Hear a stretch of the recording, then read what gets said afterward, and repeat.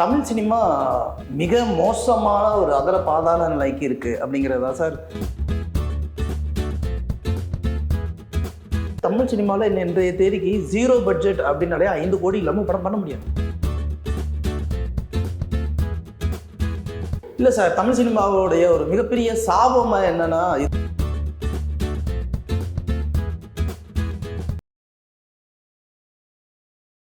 வணக்கம். இன்றைய சந்திப்பில் நம்முடன் இணைந்திருப்பவர் சினிமா விமர்சகர் உசிலை சிவபாலன் அவர்கள். வணக்கம். வணக்கம் சார். தமிழ் சினிமா ஒரு உற்சாகமாக இல்லாதது மாதிரி ஒரு தோற்றம் இருக்கு. அதுக்கு ஒரு சாட்சியாக நம்ம என்ன சொல்லலாம்னா, திருப்பூர் சுப்பிரமணியத்தோட இன்டர்வியூ. ஏற்கனவே நான் பேசியிருக்கேன் இதை பற்றி, பல பேர்கிட்ட இதை இன்டர்வியூவாக பண்ணியிருக்கோம். அவர் என்ன சொல்கிறாருன்னா, கடந்த 2 மாதங்களாக சினிமா உற்சாகமாக இல்லை, நலிவடைந்து இருக்குது. அதே மாதிரி ஓடிடியில் 8 வாரங்களுக்கு பிறகுதான் புதிய படங்களை வெளியிடணும்னு ஒரு கருத்து சொல்லியிருக்காரு. பொதுவாகவே தமிழ் சினிமா இப்போ எப்படி இருக்குது சார்? தமிழ் சினிமா மிக மோசமான ஒரு அதர பாதாள நிலைக்கு இருக்குது அப்படிங்கிறதா சார் இன்றைய சூழ்நிலையில் அது உண்மை. என்ன காரணம் அப்படின்னா, இப்போ திருப்பூர் சுப்பிரமணியம் சொன்னது ஒரு விதத்தில் சரிதான். ஆனால் அதில் எனக்கு மாற்று கருத்து இருக்குது, நம்ம அதுக்குள்ளே வரணும். ஒரு விதத்தில் அது சரிதான். இப்போது இந்த படங்கள் எல்லாத்துக்குமே காரணம் ஓடிடி அப்படிங்கிற ஒரு குற்றச்சாட்டையும் முன் வைக்கிறாங்க இல்லைங்களா? இப்போது ஓடிடிங்கிற குற்றச்சாட்டில் இன்றைக்கி அவங்க எல்லாருமே கை வச்சுட்டாங்க. அவங்க எல்லாருமே முன்னாடி மாதிரி நெட்ஃப்ளிக்ஸ்லாம் நாங்கள் இந்தியா பக்கம் கொஞ்சம் நாளைக்கு வரவே இல்லை, தமிழ் சினிமா பக்கமே வரலன்னு முடிவு பண்ணிட்டாங்க, போதும் அப்படின்ட்டாங்க. இப்போ என்னென்னா, கிளிக் பேசிஸில் தான் உள்ளே வராங்க. இல்லை ஆர்டிஸ்ட் வேல்யூ இருக்குது அப்படின்னாலுமே கூட சேல்ஸ் பேஸ் பண்ணி தான் எடுத்து பண்ணணுன்றாங்க. சேட்டலைட் ரைட்ஸும் போயிடுச்சு. இப்படி எல்லா இடத்துலையுமே போயிடுச்சு. இப்போ பிஸ்னஸ் வேல்யூஸும் பார்த்தீங்கன்னா, நார்மலாக இன்னமும் மலையாள சினிமாவில் 0 பட்ஜெட் ஃபிலிம் அப்படின்னு பார்த்தீங்கன்னா, பெரிய ஆர்டிஸ்டாக இருந்தாலுமே கூட 5 கோடி to 8 கோடி சார். சாதாரண நடிகர்களோட படம்னா 2 கோடியிலேருந்து 3 கோடி தான் 0 பட்ஜெட் அப்படிங்கிற ஒரு கான்செப்டுக்குள்ளே பண்ணுறாங்க. ஆனால் இங்கே தமிழ் சினிமாவில் இன்றைய தேதிக்கு 0 பட்ஜெட் அப்படின்னாலே 5 கோடி இல்லாமல் படம் பண்ண முடியாது. அவங்க படம் எடுக்கிறதுக்கு 1 கோடி ரூபா செலவு பண்ணுவாங்க. ஆனால் அந்த படத்துக்கு உண்டான ப்ரீ ப்ரொடக்ஷன் இருக்குது, ஆர்டிஸ்ட் சேலரின்னு சொல்லி கம்மியான சம்பளம், டெக்னீஷியன் சேலரின்னு போனாலுமே கூட குறைந்தபட்சம் 2 கோடி. நான் படமாக வர்றதுக்கு சொல்கிறேன், அதை விட கம்மியெல்லாம் எடுத்துகிட்டு தான் இருக்காங்க. இதை ரிலீஸ் பண்ணுறதுக்கு கிட்டத்தட்ட 1 கோடியிலேருந்து 1.5 கோடி வரைக்கும் தியேட்டருக்கெலாம் ரிலீஸ் பண்ணுறதுக்கும் அட்வர்டைஸ்மெண்ட்டுக்கும் நிறைய ப்ரொமோஷன்ஸுக்குமே போய் ஏகப்பட்ட செலவு பண்ணி அந்த படத்தை ரிலீஸ் பண்ணுறாங்க. அந்த படத்தை ரிலீஸ் பண்ணும்போது அதே காலகட்டங்களில் ஓடிடியில் ஒரு 10-15 லாங்குவேஜில் ஒரு முக்கியமான படங்களோ இல்லை அந்த படத்தோடைய தகவல்களோ ரிலீஸ் ஆகுது. அவங்க வீட்டில் உட்காந்து சுலபமாக அந்த படத்தை பார்த்து கொண்டாடுறாங்க. இவங்க எவ்வளோ ப்ரொமோஷன்ஸ் பண்ணி இந்த படத்தை பார்க்கணுமா வேண்டாமா அப்படின் போது அதில் ஆர்டிஸ்ட் வேல்யூ இருக்கா, அதில் ஒரு நல்ல பாடல் இருக்கா, இது எந்தக்கான கதைக்களம், இது என்ன ட்ரெய்லரை பேசி, இன்றைக்கெல்லாம் ட்ரெய்லர் கூட யாரும் பார்க்க மாட்டேங்கிறாங்க. ஸோ இந்த மாதிரியான இதில் இருக்கிறதுனால இன்னைக்கு படத்துக்கு பார்க்கறதுக்கு மக்கள் வரல. இல்லை, இப்போ தேட்டருக்கு மக்கள் கூட்டமாக வரல. அப்புறம் தேட்டரில் ஓடணும்ல, ஒரு 15 நாள் 20 நாள் 30 நாள், ஒரு 10 வருடங்களுக்கு முன்னாடிலாம் 20 வருடங்களுக்கு முன்னாடி 100 நாள் ஓடிய 100வது நாள் போஸ்டரே நம்ம பார்க்கலாம், 50வது நாள் பார்க்கலாம். இப்போ தேட்டரில் ஓடுற படங்களோட எண்ணிக்கையே குறைஞ்சது மாதிரி இருக்குல்ல தேட்டரில். ஆமாம் சார். ஏன்னா இன்னைக்கு உங்களுக்கு 3 நாள் ஓடனாலே பெரிய விஷயம் சார். ஒரே படத்தை இன்னைக்கு ஏகப்பட்ட தேட்டரில் ரிலீஸ் பண்ணுறாங்க சார். முன்னாடி இப்போ ரஜினி படம் அப்படின்னா இத்தனை தேட்டரில் நாங்கள் வாங்கிட்டோம்ப்பா, விஜயகாந்த் படம்னா இத்தனை தேட்டரில் வாங்கிட்டோம்ப்பா, கமல் படம்னா இத்தனை தேட்டரில் வாங்கிட்டோம்ப்பா, இந்த ஒரு தேட்டரில் தான் ரிலீஸ் ஆகுது அப்படின்னும் போது அந்த தேட்டருக்கு தான் நீங்கள் போய் படம் பார்த்து ஆகணும் அப்படிங்கிற ஒரு கண்டிஷன் வரும்போது ஆட்டோமேட்டிக் அந்த தேட்டரில் கூட்டம் வந்துக்கிட்டே தான் இருந்தது, சர்க்குலேட் ஆகாமல் இருந்தது. இன்றைக்கி அப்படி இல்லை. ஒரு படம் ரிலீஸ் ஆகுதுன்னா கிராமப்புறத்துலேருந்து நகர்ப்புறம் வரைக்கும் இந்த ஏபிசிங்கிற கான்செப்டே உடஞ்சி போய் எல்லா படமும் எல்லாம் பார்க்க வந்துடுறாங்க. இப்போ அதை பார்க்க போகிறது யார்?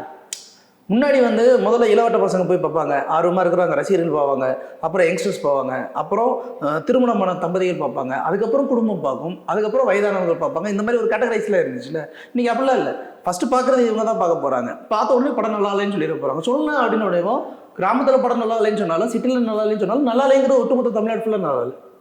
அப்போ என்ன ஆகிடுது அப்படின்னா, அந்த படத்தை அடுத்த இழுத்து மூடும், வேறு படத்தை போடு.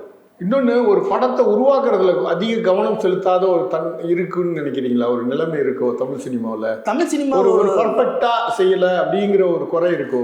இல்லை சார், தமிழ் சினிமாவுடைய ஒரு மிகப்பெரிய சாபம் என்னன்னா, இது சமீபத்திய காலத்தில் விசு மாதிரியான ஒரு இயக்குனருடைய படங்கள் கொண்டாடப்பட்ட காலம்லாம் போய் இன்னைக்கு அந்த மாதிரியான படங்களை நம்ம பார்க்க கூட முடியல. இப்போ இப்போ 96 பிரேம் 96 எடுக்கும்போது தலையெழுதி வச்சு கொண்டாடணும்.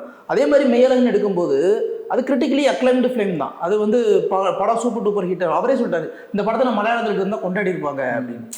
ஏன்னா அவர் ஒரு நல்ல படம் கொடுத்து அந்த படம் வரவேற்பையும் பெற்று அதுக்கடுத்து ஒரு படமும் பண்ணுறாரு. அதில் பெரிய ஆர்டிஸ்ட்டும் நடிக்கிறாங்க. நீலகண்டன் சாதாரண ஆர்டிஸ்டும் கிடையாது. கார்த்தி அரவிந்த்சாமிங்கிற ஒரு மிகப்பெரிய 2 இயக்குனர், 2 நடிகர்கள். அப்படி இருக்கும்போது அந்த படத்துக்குமே வந்து ஒரு விமர்சன பார்வை உண்மையே வைக்கப்படுது. அதில் ஒரு 20 நிமிட காட்சிகள் கட் பண்ணுறாங்க. நீடாமங்கலம் காட்சிகளை எல்லாத்தையும் தூக்கி திருப்பியும் படத்தை எல்லாருமே நீளமா பேசுறாங்கிறதே ஒரு இதை அவச்சொல் மாதிரி கொண்டு வந்துட்டாங்க. அதை கிரிஞ்சா பார்க்குறாங்க அப்படிங்கிற மாதிரி ஆயிடுச்சு. ரெண்டாவது நம்மளும் இன்னொன்று சொல்லியானோம் சார். இப்போது கார்த்தி அரவிந்த்சாமி மாதிரியான நடிகர்கள் வேணால் ஒரு சில எக்ஸப்ஷன் கேஸ்ன்னு நம்ம வச்சுக்கலாம் சார். இன்றைக்கி மற்ற நடிகர்களை கொஞ்சம் யோசிச்சு பாருங்க சார். எல்லாருமே வந்து top range, high and half salary, technician salary, இதெல்லாம் ஒரு டாப் ரேஞ்சில் இருக்குது அப்படின்னும் போது வணிக ரீதியாக அதை விற்றே ஆகணுங்கிற ஒரு கட்டாயத்தில் தயாரிப்பாளர் தள்ளப்படும் போது, அவன் வணிக ரீதியான சினிமாவை தான் எடுத்தே ஆகணும் அப்படின்னு ஒரு இயக்குனர் தள்ளப்படும் போது, வணிக ரீதியான சினிமாவை ஏகப்பட்ட சினிமா நாங்கள் அதைத்தான் நாங்கள் நிறைய ரஜினி படத்துலையும் பார்த்துட்டோம். அதுக்குன்னு சில ஆளுமைகள் இருக்கா, உங்களோட படங்களை பார்க்குறோம். போதுமே எல்லாருமே அதே பண்ணுறீங்க அப்படின்னா. இன்னொரு விஷயம், முன்னாடி வந்து ஒரு ரசிகனுக்கு வந்து சினிமா தேட்டரில் வந்து படம் பார்க்குற ஒரு அனுபவம் மட்டும்தான் அவனுக்கு இருந்தது, ஒரு வாய்ப்பு. ஆமாம். இப்போ அவனுக்கு வாய்ப்பு பயங்கரம். அவன் யூடியூப்ல பார்க்குறான், ஓடிடிஎல் படம் பார்க்குறான், எல்லாத்துலேயுமே அவன் படம் பார்க்குற வசதிகள் உருவாயிடுது. இதோட ரொம்ப ஈஸியான விஷயம் என்ன தெரியுமா சார்? நீங்கள் ஒரு படத்தை பற்றி பார்க்கணும் அப்படின்னா நீங்கள் நிறைய இயக்குநர்களே பண்ணுறாங்க. அவர் ஜான் மகேந்திரன் சாருடைய பையன், அவரே வந்து ஒரு படத்தை பற்றி அவரே எக்ஸ்பிளைன் பண்ணி இந்த படத்தை போய் பாருங்க நல்லா இருக்குன்றது. அந்த படத்தை அவரே எக்ஸ்பிளைன் பண்ணுறாங்க. அதுக்கு எடுத்து நம்ம அதுக்குள்ளே வையா போய் பார்க்கணும், இன்ஸ்டாவில் ரீல்ஸை போட்டுறாங்க. ஸோ தட் என்னன்னா, நீங்கள் வெளியில் போய் பேசும்போது அந்த படத்தை பற்றி பேசணும். அதை நாங்கள் பார்த்ததுக்கப்புறம் பேசிட்டோம். எப்போ டைம் கிடைக்குது அப்படி பார்த்துறோம் அப்படின்றனால அதை ஸ்கிப் பண்ணுற அளவுக்கு இன்றைக்கி ஆப்ஷன்ஸ் இருக்குது. அதே மாதிரி ஓப்பன் ரேஞ்ச் ஆஃப் மார்க்கெட் எல்லாத்தையும் நம்ம பார்க்கணுங்கிற அவசியம்லாம் கிடையாது.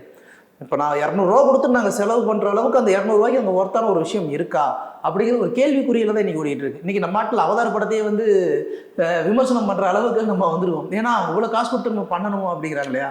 இப்போ அடுத்து வந்து நம்ம விரைவில் வெளிவர இருக்கிற தயாராகி கொண்டு இருக்கிற 2-3 படங்களை பற்றி பேசலாம். முதல்ல சிம்பு வெற்றிமாறன் இயக்கத்தில் நடிக்கிற அரசன், அது என்ன நடந்துகிட்டு இருக்கு இப்போ சார்? அரசன் வந்து ஒரு ஒரு ஒரு முக்கியமான ஆளுமை. அன்றைய காலகட்டத்தில் இருந்த அந்த 80s காலகட்டம் 90s காலகட்டத்தில் இருந்த ஒரு முக்கியமான ஆளுமையோட கொலை சம்பவத்தைன்னு சொல்லியிருக்காங்க. அது அதிகாரப்பூர்வ அறிவிப்பு வரல.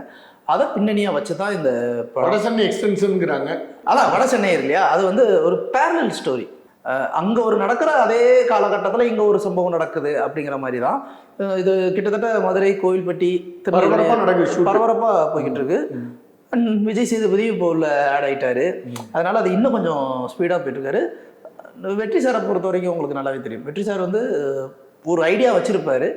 ஷூட்டிங் ஸ்பாட்டுக்கு போயிட்டு அதை இம்ப்ரோவைஸ் பண்ணி வேறு என்ன மாதிரி கேரக்டராக போர்ட்ரே பண்ணலாம் அப்படின்னு யோசிப்பார். இதில் சிம்புவுக்கு இது 12 வருடத்திற்கு முன்னாடி சொல்லப்பட்ட கதை அப்படிங்கிறதுனால சிம்பு இது ரொம்பவே நம்பின ஒரு காலகட்டங்கிறதுனால இதில் முழுக்க டெடிக்கேட்டடாக பண்ணுறாரு. அது மட்டும் இல்லாமல் இது முடித்த உடனேயும் பழைய சிம்புவாக தான் உடனே கேரவெண்ட போயிருப்பார். நான் பார்த்துருக்கேன் கோவில் படம் ஷூட்டிங் அப்போ நான் நேரடியாகவே பார்த்துருக்கேன். முடிப்பார், மேபி ஸ்டூடெண்ட்ஸ் கூட கொஞ்சம் நேரம் சும்மா ஜாலியாக அந்த பாஸ்கெட் பால் ஏதாவது விளையாடிட்டு அடுத்து கிளம்பிடுவார். அது ஷூட்டிங் அவ்வளோ, அதுக்கு மேலே நம்ம நிற்க முடியாது. அடுத்தடுத்து கால் ஷீட் ப்ராப்ளம் அதுன்னு இருக்கும். பட் இப்போ அப்படி இல்லை, நின்று டைம் ஸ்பெண்ட் பண்ணி அவங்களுடைய ரசிகர்களோட பேசி ஒரு 1/2 மணி நேரம் 1 மணி நேரம் சிலாயிச்சு பேசிட்டு திருப்பி அடுத்த நாள் ஷூட்டிங்கு ரொம்ப ரிலாக்ஸ்டாக வர்றாரு. அண்டு வெற்றி சாருமே வந்து என்னென்னா ஒரு மாதிரி ஒரு டைம் எடுத்துப்பார். ஆனால் தானு சார்ட்டு அது முடியாது.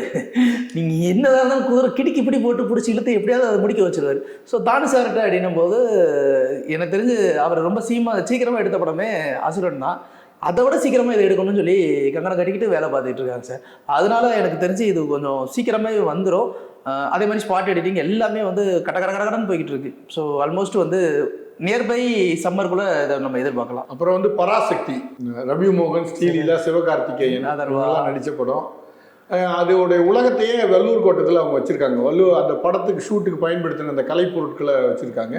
இன்னொரு விஷயம் என்னென்னா, ஜனவரி 9 ஜனநாயகன் ரிலீஸு. இது வந்து 14ன்னு வச்சுருந்தாங்க. இப்போ டேட்டா எதுவும் மாற்றி அப்படின்றது. 2 படத்தை பற்றி கொஞ்சம் சொல்லுங்கள் சார். இது டேட்டுங்கிறது நம்ம முன்னாடியே ஒரு வீடியோவில் நம்ம பேசியிருக்கோம் சார். இப்போ கூட நம்ம பார்த்தீங்கன்னா நம்ம அதில் 14ஆம் தேதி 10ஆம் தேதி அப்படிங்கிறது டெக்னிக்கலாக முடியாத காரியம் சார். ஏன்னா இப்போது சிவகார்த்திகேயனும் விஜயும் அப்படின்னும் போது நீங்கள் அடுத்த தலைமுறை நடிகர்னு கணக்கிட்டு சொன்னாலும் கூட வணிக ரீதியாக பிஸ்னஸ் வைஸாக பார்த்தீங்கன்னா 2 பேருக்குமே ரசிகர்கள் அதிகம் சார். இதில் வந்து விஜய் அவர்களுக்கு வந்து ஒரு பெரிய ட்ரிபியூட்டு அப்படிங்கிறதுனால பொதுவாகவே ஒரு சிம்பத்தி இருக்கும் சார். பிரியா விடை பெறுகிறார் அப்படின்னும் போது 1000 மனஸ்தாபங்கள் இருந்தாலும் ஒட்டுமொத்த திரையரங்கமும் திரை ரசிகர்களுமே ஒன்று கூடி அந்த படத்தை உச்சிமோந்து கொண்டாடிடுவது வழக்கம் சார். இப்போது இந்த இடத்துல வந்து பார்த்தீங்கன்னா சிவகார்த்திகேயன் நடிக்கிற போகிற கதையும் கதைக்களமும் 1960 காலகட்டங்களில் நடந்த ஒரு சம்பவத்தை புனையப்பட்ட ஒரு கதை. அது வந்து அரசியல் ரீதியா ஒரு முக்கியமான ஒரு இல்ல, அது பேக்ட்ராப் மட்டும்தான் அப்படிங்கிறாங்க. ஆமா, கதை வேறையா இருக்கு. கதை வேற கதை தான். அந்த புனையப்பட்ட கதை தான். புனையப்பட்ட கதையில அன்றைய காலகட்டங்களில் நடந்த முக்கியமான சம்பவங்களை மையமாக வச்சு தான் எடுத்திருக்காங்க. அது இன்றைய காலகட்டங்க அரசியலுக்கு அது வந்து ஒரு நினைவு கூறும் விதமாக இருக்குது அப்படிங்கிறதுனால அந்த படத்துடைய தயாரிப்பில் ஒரு கட்சியை சார்ந்த ஒரு உறவினர் அப்படிங்கிறதுனால அவருக்கு இங்கே திரையரங்கம் நிறைய இருக்குங்கிறதுனால இப்போ விஜயோட படங்கள் உள்ளே போகுது அப்படின்னா இந்த படத்துக்கு வாய்ப்பு கிடைக்காது சார். ஒரு வேளை சக்ஸஸ்ஃபுல்லாக போயிடுச்சு அப்படின்னு வச்சுக்கோங்களேன், பொங்கல் ரிலீஸ் ஆகி 16, 17, 18 வரைக்கும் அதுதான் போகுது அப்படின்னா தேட்டர் எடுக்க மாட்டாங்க. திரையரங்க உரிமை நல்லா போயிட்டு இருக்க படத்தை நான் ஏன் எடுக்கணும் அப்படின்னு கேட்பாங்க. அப்போ இந்த படம் வந்து உண்மையிலே நல்லா இருந்தாலுமே உள்ளே போடுறதுக்கு வாய்ப்பு கிடைக்காது, திரையரங்குகள் ரொம்ப குறைவாக கிடைக்கும். இந்த பிரச்சனைகள் வரக்கூடாது அப்படின்னா இந்த மாதிரி ஒரு நாள் முன்ன பண்ண வைக்கும் போது என்னன்னா 50-50 பிரிச்சுக்கலாம். இப்போ பிரிச்சுக்கிட்டா பிரச்சனை இல்லாமல். ஆமாம், இப்போ திரையரங்கு உரிமை ஒரு இப்போ எல்லாமே மல்டிப்ளெக்ஸ் தான் இருக்குது. சிங்கிள் தேட்டருங்கிறது அத்திப்பூ புத்த மாதிரி தான் இருக்குது. அப்போது உங்களுக்கு அந்த மல்டிப்ளெக்ஸ்ன்னும் போது பிரிச்சுக்குவாங்க. இந்த ஸ்க்ரீன் வரைக்கும் இதில் போகுது, இந்த ஸ்க்ரீனில் இது போகுது அப்படின்னு பிரிச்சுக்கிட்டாங்க அப்படின்னாலேயும் ரொம்ப ஈஸியாக போயிடும். அதனால் இது அந்த ஒரு கணக்கில் தான் சார் வரும். அந்த கணக்கில் வருது அப்படின்னும் போது யாருக்குமே பிரச்சனை வராது. அண்ட் ரெண்டாவது வந்து என்னன்னா, இதை இன்னும் முக்கியமான ஒரு விஷயம், ஒரு ஆதி காலம் தொட்டு நம்ம மக்களுடைய ஒரு மிகப்பெரிய ஒரு போட்டி அசைபோகிற ஒரு விஷயம் என்னன்னா, ஒரு சண்டை, 2 நடிகர்களுக்குள்ள ஒரு சண்டை. எம்ஜிஆர், சிவாஜி, ரஜினி, கமல், விஜய், அஜித். இப்போ இதெல்லாம் மாறி அது வந்து வேற கட்சி ரீதியான சண்டையா இதுக்குள்ள ஒரு போட்டி மறைமுகமாக ஓடிக்கிட்டு இருக்கு. அதுக்காகவும் அந்த கூட்டம் உள்ள வரும். ஸோ இது எல்லாத்தையும் கணக்கு பண்ணி தான் இந்த ஒரு விஷயத்த பண்ணுறாங்க.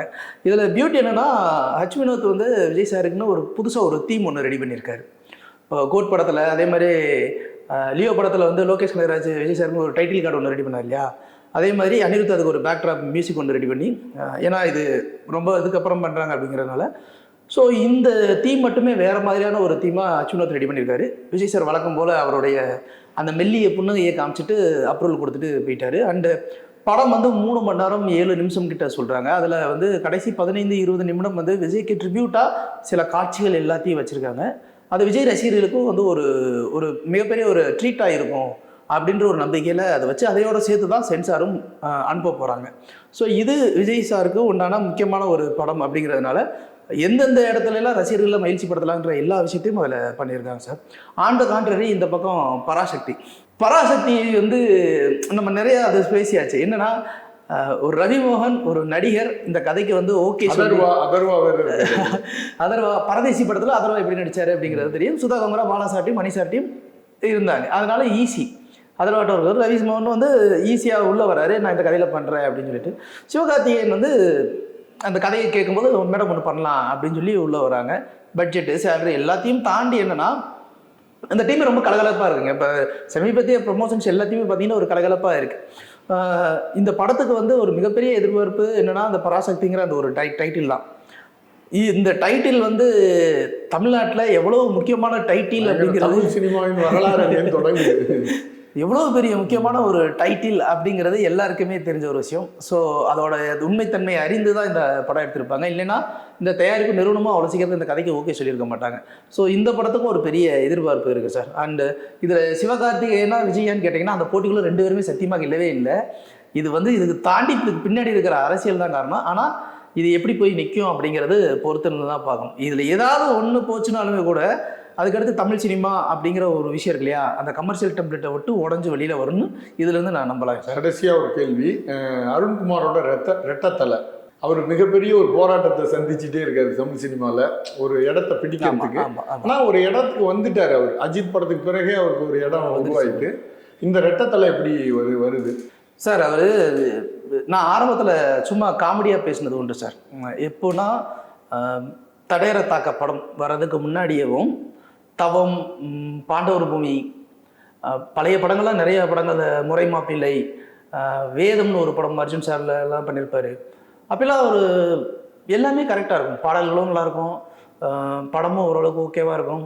ஆனால் என்ன மிஸ் ஆகுது? இந்த கங்கா கௌரி படத்தெல்லாம் ஆக்சுவலாக படம் நல்லா தான் இருக்குது, எங்கே மிஸ் ஆகுது அப்படின்னு யோசிக்கும்போது தமிழ் சினிமாவில் 2 நடிகர்கள், ஒன்று பிரசாந்த், இன்னொன்று இவர் அருண்குமார், இப்போ அருண் விஜய், இவங்க 2 பேர் தான் முறைப்படி எல்லா தொழிலையும் கற்றுக்கிட்டு எல்லா டிபார்ட்மெண்ட்டையுமே கற்றுக்கிட்டு உள்ளே வந்து ஜெயிக்கணும்னு உள்ளே வந்தவங்க, போராடினவங்க.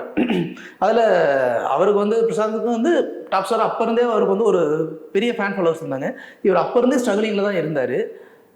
எனக்கு எங்கேயோ ஒரு இடத்துல இவரோட நடிப்பு மிஸ் ஆகுதோ அப்படிங்கிற ஒரு தாட் ஓடிக்கிட்டே தான் சார். ஏன்னா அவரோட எக்ஸ்பிரஷன்ஸே பார்த்தீங்கன்னா ரொம்ப ரொம்ப ரொம்ப லீனியண்ட்டாக இருக்கும்.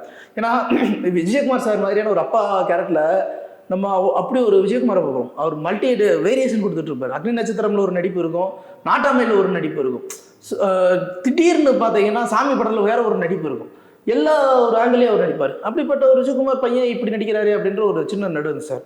தடையற தாக்கலை டோட்டலாகவே உடைச்சார் மயில் திருமேனி. அதுக்கடுத்து அவருக்கு விக்டர் கேரக்டர் வந்ததுக்கப்புறம் அது சுத்தமாக உடஞ்சிருச்சு. ஆனால் இதுக்கு இடையிலேயே அவர் வந்து 2-3 படம் நடிச்சார். அது வா டீல்னு ஒரு படம், அப்புறம் நரகாசுரன் ஒரு சின்ன ரோல் ஒன்று பண்ணியிருந்தாரு. நிறைய படங்கள் அவர் பண்ணார். ஆனால் அவர் பெருசாக எதுவுமே கிளிக் ஆகலை. மாஃபியான்னு ஒரு படம் பண்ணார், அதுவுமே பெருசாக கிளிக் ஆகலை.